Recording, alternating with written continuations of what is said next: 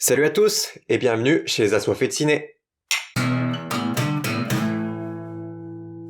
Le grand jour est arrivé pour The Batman, réalisé et coécrit par Matt Reeves, à qui l'on doit notamment le premier film Cloverfield, mais aussi 2 opus de la saga La planète des singes, L'affrontement et Suprématie. Nous allons donc parler aujourd'hui du premier volet de cette nouvelle trilogie Batman, qui ne fait pas partie du DC Universe. Et en Batman, nous avons l'honneur d'avoir Robert Pattinson pour les intimes. Le synopsis, c'est Batman qui attaque sa 2e année d'activité à Gotham City, et il va en apprendre plus sur sa propre famille, les Wayne. En parallèle, il va enquêter sur un meurtrier énigmatique, c'est le cas de le dire, qui s'appelle Riddler, ce qui signifie énigme en anglais. On va premièrement commencer par notre avis sans spoiler.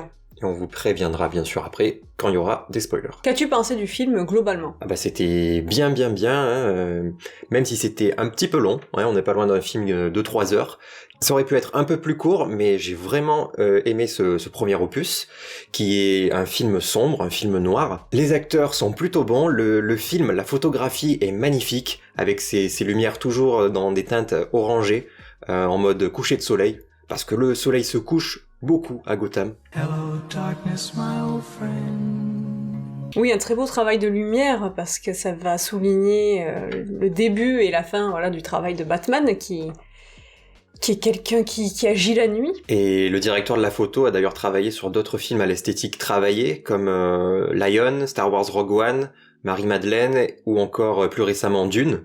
Donc ça ne pouvait que bien se passer pour The Batman. Bon, par moments on dirait un peu une pub pour un parfum, parce que c'est quand même un film qui se la pète, on va pas se le cacher, mais quitte à se la péter, il devrait y aller à fond parfois. Mais l'action est bonne, et elle aurait pu encore être meilleure, je trouve. Il y a parfois des défauts départ, c'est le cas de le dire. Bon, ça spoil rien, on peut en parler. Il y a une scène où la voiture de Batman démarre, est sur le point de démarrer plutôt, et puis c'est vraiment épique, sauf qu'il y a un petit faux départ, on sait pas pourquoi. Ça se fait en 2 fois. Il y a un autre moment aussi qui commence de façon assez épique, mais finalement l'atterrissage est compliqué pour Batman. Ceux qui ont vu le film comprendront. Et je trouve que ça désamorce un petit peu le côté épique de ces 2 scènes-là en particulier. Le reste du film est quand même assez iconique et puissant. Oui, parce que la scène de la voiture, en fait, il y avait un rythme qui était bon. Ça commençait à monter, et moi j'avais les frissons, vraiment, parce qu'on avait envie qu'il pète la gueule au personnage, quoi, certaines crapules. Mais c'est vrai que la voiture démarre, elle démarre, et je m'attendais à ce que ça monte en puissance, mais c'est un diesel en fait, ça vient de la Batmobile. On vient de l'apprendre avec ce film. La Batmobile que j'aurais aimé un peu plus impressionnante aussi. Je trouve qu'elle est, par rapport à d'autres films, elle paraît un peu plus petite. Je sais pas si c'est moi, c'est un peu plus réaliste peut-être. Mais quand elle démarre, en fait, je pense que Batman, il est un peu taquin sur le coup, et je crois qu'il laisse le méchant en fait partir. J'ai l'impression qu'il lui laisse la possibilité de prendre sa voiture et de se casser. Donc il aurait pu l'arrêter direct. Mais... j'avais pas vu la chose comme ça, mais c'est vrai que c'est encore plus fourbe en fait. Ouais, mais bon, c'est vrai qu'après, ça enclenche moult accidents sur l'autoroute, merci Batman. Et ce qui est un peu dommage aussi, c'est qu'on a vu beaucoup de ces plans magnifiques, iconiques dans la bande-annonce, que ce soit ce passage avec la Batmobile là qui sort des flammes, qui est magnifique. De toute façon, c'est le même problème avec tous les films. Hein. Oui. Ils s'en dévoilent souvent beaucoup trop. Mais là, je m'étais dit, en voyant la bande-annonce, justement, tous ces plans sublimes, ça va nous promettre quelque chose d'assez classieux quoi pour la suite du film, mais je trouve qu'ils ont été un petit peu, comme tu dis, dans la retenue. Il y aurait pu avoir encore plus de plans marquants. Et c'est un peu pareil pour la musique, que je trouve exceptionnelle, mais qui là aussi aurait pu aller par moments encore plus loin, appuyer des moments d'émotion ou des moments d'action aussi, avec il y a une musique de Nirvana dans le film, Something in the Way, qui revient à 2 reprises et qu'on avait déjà entendu dans la bande-annonce, et qui fait plaisir à entendre, mais quelque chose d'un peu plus dynamique, un morceau rock ou grunge un peu plus dynamique dans une scène d'action, ça aurait pu être appréciable. Oui, parce qu'on a des musiques qui sont là pour souligner la dépressivité de Batman, de cette ville, aussi le côté malsain, et elle retranscrit très très bien ces émotions-là. Mais c'est vrai que je les ai trouvées un peu répétitives parfois, c'est-à-dire qu'au début j'étais en mode « Ah là, ça souligne l'ambiance, je suis dedans », mais vers la fin, comme je trouve que le film est un tantinet trop long et qu'il s'essouffle un peu vers la fin, je commençais à en avoir un peu marre de cette répétitivité. Après, ça peut aller dans le sens de la répétitivité de la violence et de la vie de Batman, le crime en boucle, quoi, ce côté malsain et cette violence qui ne s'arrêtera jamais dans un cercle. Mais voilà, après très bon choix voilà pour Nirvana. Tant qu'à faire, j'aurais peut-être aimé d'autres morceaux de Nirvana qui auraient pu souligner. Éventuellement. Après il en faut pas trop, mais c'est vrai que par contre les compositions sont assez marquantes. Et elles sont d'ailleurs signées Michael Giacchino qui a travaillé sur de nombreux films Pixar et qui a notamment été oscarisé pour le film Là-haut. Donc je te suis dans ton avis, j'ai beaucoup aimé le film. J'adore l'univers de Batman et je trouve qu'il lui fait vraiment honneur. Et j'ai tellement aimé cette ambiance et ce qu'on nous propose que je suis un peu déçue, j'aurais aimé un tantinet plus de développement des personnages, qu'on en sache un peu plus. Peut-être qu'il y aura des suites, j'en suis pas sûre. Il faut dire aussi que là, c'est un Batman qu'on prend un peu en route. Là, il a déjà commencé à lutter contre le crime. Donc peut-être que dans les prochains volets, on aura plus de flashbacks ou de choses comme ça qui viendront un peu développer tout cet univers. Voilà, et au niveau présentation, j'aurais aimé un peu plus de développement. Après, on peut rester aussi dans le mystère, hein. On n'est pas obligé à chaque fois d'exposer tous les éléments sur un personnage. On peut très bien rester dans une ambiance flottante et mystérieuse, parce qu'il se décrit lui-même comme étant une ombre. Donc on reste dans la logique du personnage qui veut pas se présenter. C'est-à-dire, si tu seras en face de Batman, je pense pas qu'il étalerait sa vie comme ça, tu vois, vu la gueule du type. D'ailleurs, Robert Pattinson, qui est vraiment très bon dans ce rôle. J'avais un peu des doutes, petit peu. Après, mais... il fait pas beaucoup ressortir d'émotions, mais c'est complètement dans son personnage de déprimé et de... Tout se joue dans le regard, et... Robert, il nous avait quand même vachement surpris déjà dans The Lighthouse, où il avait un très bon rôle, et il a déjà fait ses preuves, donc je doutais, mais par rapport au fait que j'en avais un petit peu marre de voir un nouveau Batman, alors que j'aimais beaucoup celui de Ben Affleck, et que j'en attendais encore plus de celui de Ben Affleck, j'aurais aimé un film sur lui, mais il fait vraiment honneur au rôle, et il est très bon. Nous ne parlerons pas de sa prestation dans le film The King, par contre. En tout cas, ma phrase préférée du film, tu viens d'en parler, c'est on dit que je reste dans l'ombre, mais l'ombre c'est moi. Ça c'est vraiment fort, je trouve, et c'était vraiment bien amené. Oui, ça met directement dans l'ambiance, parce que moi, si on devait choisir notre moment préféré, c'est l'introduction que j'ai préférée. Ça m'a plongée dans l'univers de Gotham, et j'étais vraiment contente. J'étais en mode, enfin, le film que j'attends depuis longtemps, parce que ça nous change un petit peu de certains films de super-héros en ce moment. Et d'ailleurs, pour parler un peu plus de cette introduction et du reste, on va passer tout de suite à la partie spoilers.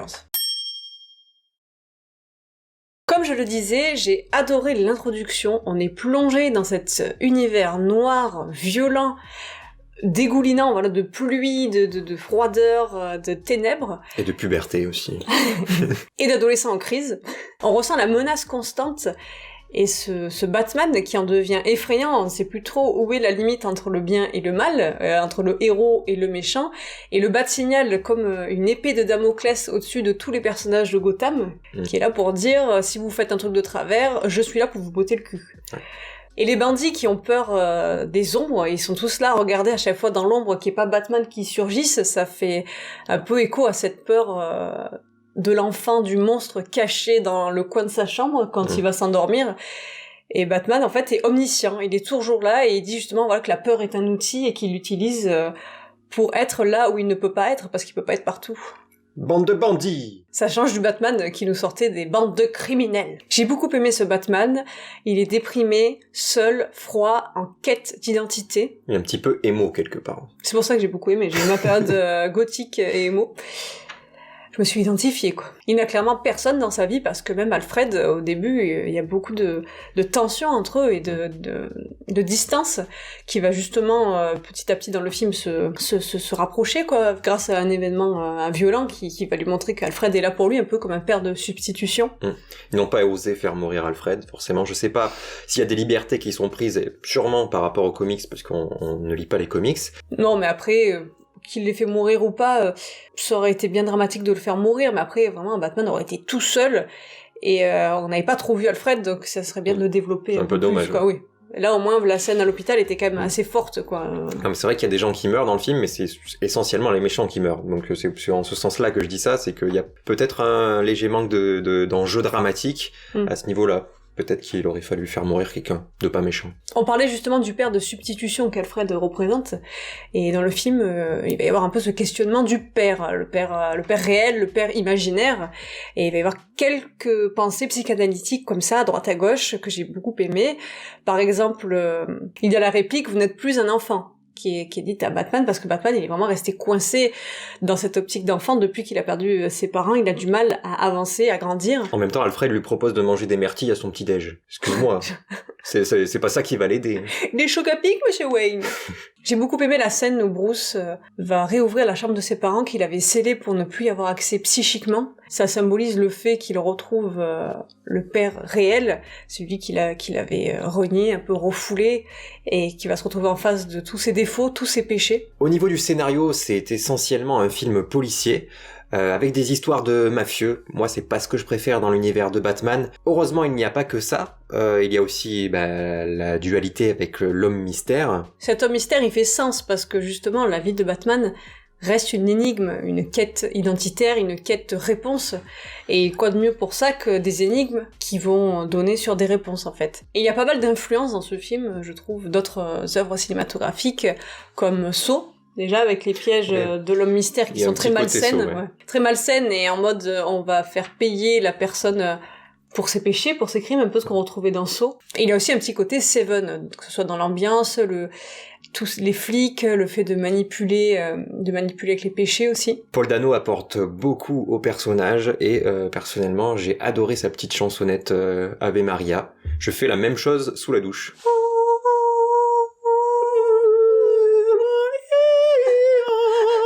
J'adore quand un acteur commence dans ce délire parce que toi tu commences à écouter, tu dis jusqu'où ça va aller. Il était à 2 doigts de se foutre à poil. Hein. Après, il y a toute une histoire de drogue avec des colyromanes, donc qui sont donc des types qui sont accros aux gouttes pour les yeux. Contrairement à ce qu'on pourrait croire, ils ne sortent pas de l'ophtalmo, mais ce sont bien des junkies. Et moi, je rigole. Ah oui. Par rapport aux autres personnages, on est gâtés. Il y a des figures emblématiques de l'univers Batman. Catwoman, interprétée par Zoé Kravitz, qui est bien dans son rôle également. Oui, par rapport à Catwoman, j'ai adoré toutes ces références à l'univers félin, que ce soit les chats en eux-mêmes, elle boit du lait, elle a des ongles très longs, qui sont pas réalistes, parce que on le sait, quand on a des ongles de cette taille, on peut rien prendre, c'est chiant, et on se les casse. Elles, ils sont impeccables, donc quelque part, ça, c'est héroïque. C'est chiant. Elle est très féline dans son rôle, telle Colin Farrell, qui est très pingouin dans son rôle. Et j'aime bien parce qu'un peu le seul truc qui nous fait un peu référence avec le pingouin aussi, c'est en fait qu'il est attaché et qu'il le laisse et qu'il fait... Ah oui, ça c'est incroyable ça. No hablo espagnol. Ah non, mais il est méconnaissable et il est très bon en pingouin, j'aime beaucoup. Ah oui, il a pris cher, hein. Là, c'est... Pour en venir un peu plus vers la fin, bon, et toi, est-ce que il t'a fait peur, cet homme mystère, déjà, premièrement? Moi, il m'a fait peur, surtout dans les séquences où il se filme, là, et qu'il a cette sorte de respiration angoissante. Ouais, puisque là, il a un côté un peu malaisant et un peu aussi réaliste, puisque, on fait de plus en plus de visio, et il y a aussi, peut-être aussi un parallèle par rapport à ce qu'on avait vécu avec la Covid, puisqu'à un moment, l'homme mystère dit à Batman, en ces temps troubles, on peut toujours s'appeler, et ils se font une petite visio au calme posé pendant que l'autre, il a son collier bombe autour du cou. Et puis, tout le thème du film, c'est balai masque, donc voilà, ça... Là aussi, ça peut avoir du sens. Et puis, vers la fin, on a aussi un autre personnage emblématique de Batman qui fait son apparition, enfin, qui entre-apparaît, on va dire, du fin fond de l'asile d'Arkham. Qui ricane. Et qui est donc le Joker. Donc, j'ai pas reconnu l'acteur sur le coup, il a fallu aller un peu chercher. Mais donc, il s'agirait de... Joel Rigolo. Barry Keoghan, qu'on a pu voir récemment dans Les Éternels, mais aussi dans The Green Knight, ou bien encore dans la mini-série Tchernobyl, qui est, moi, un acteur que j'aime beaucoup, bon, qu'on n'a pas encore vu beaucoup pour le moment, mais je trouve qu'il a un physique particulier, mais qui lui donne du charme. Par contre, dans cette version de Matt Reeves, donc, ce serait l'ancien partenaire de Jim Gordon, qui serait devenu le Joker. Donc, et d'ailleurs, à un moment, Jim Gordon en parle, il me semble, à Falcon, en lui disant, t'as vu ce que t'as fait de mon ancien partenaire, ou je sais pas quoi, un truc comme ça. Donc, pour les fans de comics, il y a peut-être une petite chose à comprendre là-dedans. Cette fin était cool, hein. Moi, dès que ça se passe à Arkham, j'adore. J'aimerais voir un film centré sur Arkham. Moi, mon rêve, ça serait de voir un film centré sur Harley Quinn et le Joker, parce qu'il y a de quoi clairement faire un film sur eux. On verra, peut-être que les 2 prochains opus vont nous offrir ça. Oui, moi, ça serait mon rêve, Mad Love, quoi. En conclusion, on a beaucoup aimé le film. Il y a quelques longueurs, quelques répétitions qui sont choisies. On aurait aimé aussi quelques ajouts musicaux, quelques développements de personnages. Mais franchement, c'est pas simple de passer après tous ces films Batman, et je trouve que le pari est réussi pour Matt Reeves. C'est un film Batmanifique. Et il a sa singularité, il nous a marqué et il est bien inscrit en tant que Batman. J'espère que les suites seront au niveau. N'hésitez pas à nous dire ce que vous en avez pensé dans les commentaires, abonnez-vous, lâchez un pouce bleu. Quant à nous, on va retourner combattre le crime. On vous dit à la prochaine et on vous fait des poutou poutou. Oh, tu veux un cappuccino ?